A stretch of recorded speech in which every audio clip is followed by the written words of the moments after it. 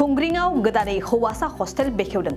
खुंग्रिं गोजौ फरायसालिनि SMDC आफाद आरो खुंग्रिं ओनसोलनि आफादफोरा बोसोरफ्रोमबो चिरां जिल्लानि मेट्रिक आनजादनि सोलोंथाइ हारा गासै जिल्लानिख्रुइबो गाहायसिनाव थायो।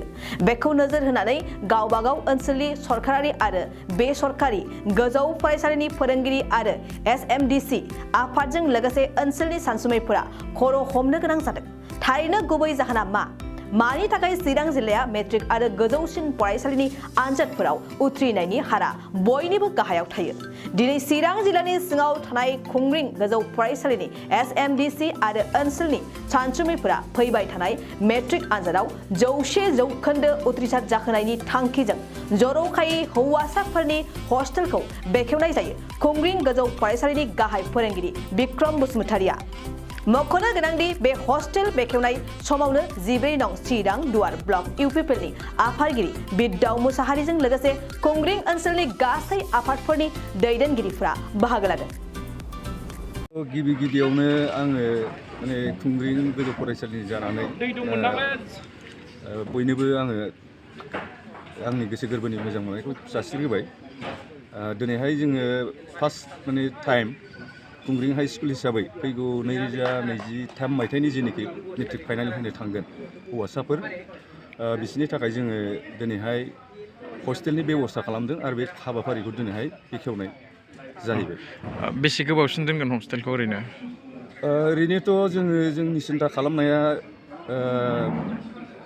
मेट्रिक आनजाद जोबजासिम आरो बे आनजादखौ थांनो हैनायाव जोङो बिनिफ्रायनो दैदेननानै बेनिफ्रायनो लांनानै फरिखाखौ लिरहोनायनि बेब'स्थाखौ खालामगोन।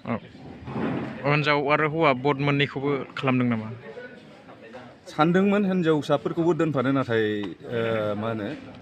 माबानि इनफ्रास्ट्राक्चारनि जेनोखि माबा उसुबिदा बेवहाय जोङो हिनजावसाफोरखौ देग्लायनि बोसोराव दोननो हानाय जायाखिसै। खालि हौवासाफोरखौल' दोननायनि बेब'स्थाखौ लानाय जादों। बे खामानिखौ देग्लायसो स्टार्टिं खालामदोंना? औ देग्लायसो, माने गोबाव समनिफ्रायनो जोङो बेखौ नाजाबोबाय थादोंमोन, नाथाय माखासे उसुबिदानि थाखाय जोङो खालामबोनो हायाखै। देग्लायल' खालामगोन ना नेक्स्ट इयारावबो बेफोरबायदि हस्टेल? स्टार्टिं हिसाबै देग्लायनि खालामजेनदों, जोङो नाजालांबाय थागोन जेसेबां हायो दोननायनि बेब'स्थाखौ लालांबाय थागोन। बिदि हस्टेल दोननानै बेसेबां जाफुंसारगोन होननानै सारा सानो? आसा खालामदों जेनोखि बिथांमोननि गथ'फोरनि जेनोखि पारफरमेन्स जोङो दाख्लै जा टेस्ट खालामनानै मोनबाय 100% जाफुंसार जागोन रिजाल्ट। ओरैनो खयजन दं बेयाव फार्स्ट हिसाबै? 17 दं हौवासाफोर।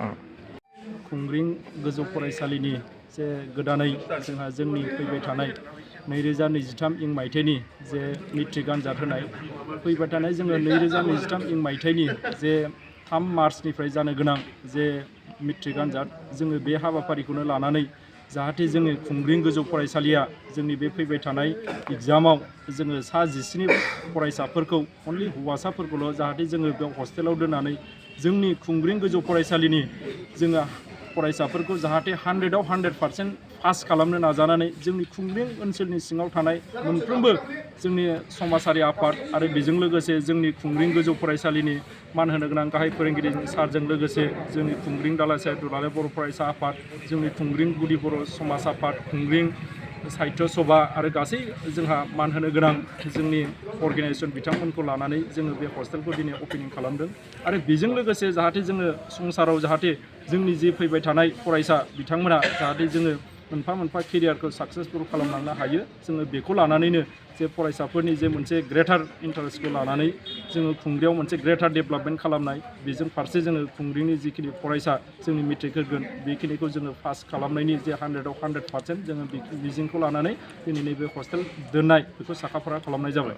ओरैनो देग्लायल' दोनगोन ना नेक्स्ट इयारावबो बिदि दोनलांबाय थागोन? दा जोंनि बियो मोनसे हस्टेल दोननाया जोंनि फार्स्ट प्रिपेरेसन जोङो सिगांनिफ्राय खालामदोंमोन, नाथाय नैबे मोनसे फार्स्ट जोङो देग्लाय सेथि खोन्दो दोननाय जाबाय आरो बिनि उनाव जाहाथे जोङो जिखिनि मेट्रिकआ थाबाय थायोबा बेखौ जोङो कन्टिनिउवासलि जों बेबायदि दोनलांनायनि साखाफारा खालामबाय। बेखिनिखौनो आङो बुंना फोरमायथिनाय जाबाय। नोंथाङा सानाय सुनाय बेरामनि जेंनायाव गोग्लैदों नामा? जुदि नोंथाङा सानाय सुनाय दंब्ला जिंगा सिनांगौ गैया। चिरां जिल्लानि बेंटल गेट साफागुरियाव दायो SI निउर' थेरेपि सेन्टार दंसै। बे थेरापि सेन्टाराव नोंथाङा गोरलैयैनो देहानि सानाय सुनायखौ फाहामथाय लानो हागोन। बे आथिं सानायानो जाग्रोदों, ओमफ्राय जानाया एसे सिगांनिफ्रायनो जाखादों, ओमफ्राय बिदिनो गुबुन गुबुन मुलि जाबाबायदों, ओमफ्राय हामाखै। दिनैनि ट्रिटमेन्टआ आङो एसे मोजां मोनसिनबाय। जेरै सिं सानाय, आफादावरि सानाय, मोदोम जरा सानाय, आइजोफोरनि जेंना, खर' सानाय बायदि बेरामखौ फाहामनाय जायो। लोगोसेयैनो बे सेन्टाराव थानानै फाहामथाय लानो हानायनिबो सुबिदा खालामदों।